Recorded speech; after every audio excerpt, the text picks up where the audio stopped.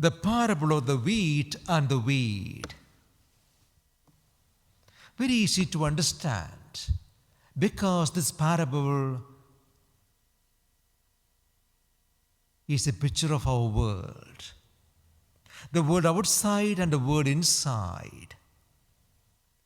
The constant, never-ending battle between good and evil. On the stage of this world, in our own mind and heart, we have this battle going on, this constant battle, never-ending battle between good and evil, wheat and weed. First of all, let us think about the battle within ourselves. Paul reminds us, the things you want to do, the good things, you find it difficult to do. And the evil you want to avoid, you always end up doing it. You lose the battle very often. You start the day with the best intentions for the day. I'm going to be good today, nice to everybody. Then, but the moment it comes, we fail.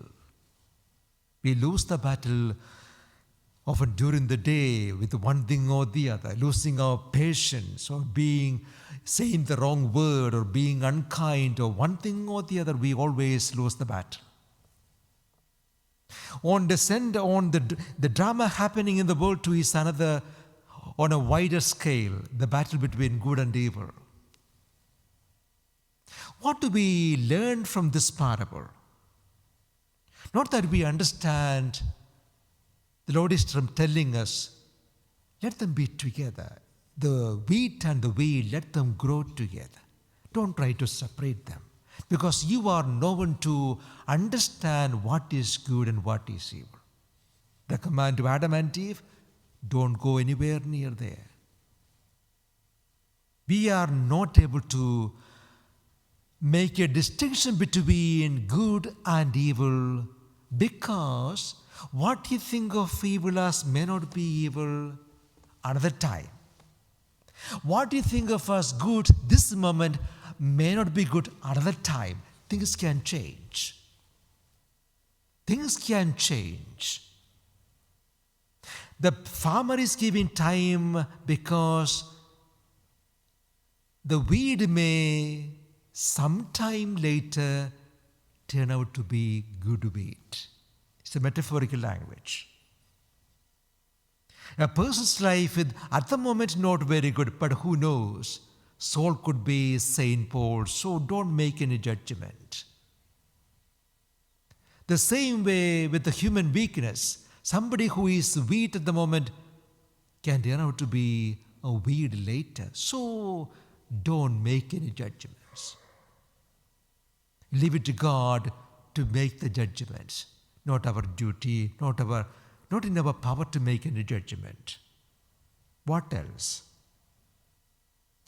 I find this very interesting. If you remember the parable, at the end, towards the time of the harvest, what happens?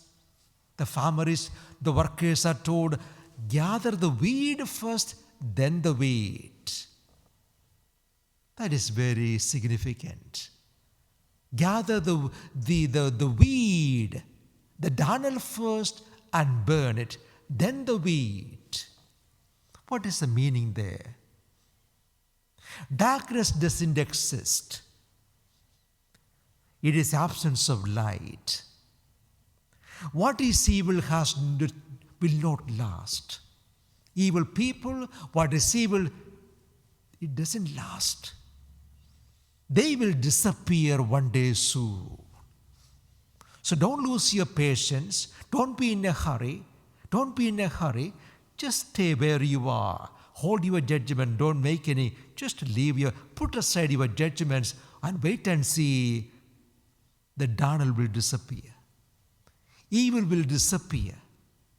Darkness will disappear.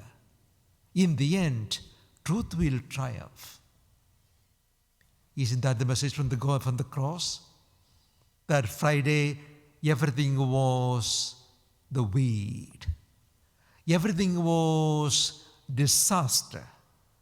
Everything was darkness and tragedy. The triumph of the evil. And what happened? The third day, the light. Evil came to an end before that Sunday. And after that Sunday, only the light. The message for you and me is, live in that light. Hold on to your faith. Never lose your faith or your patience with the life or with anybody. Things will go wrong.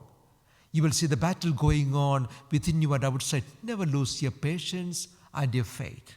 Hold on to your faith and wait and see. One day the darkness will disappear because the light has come.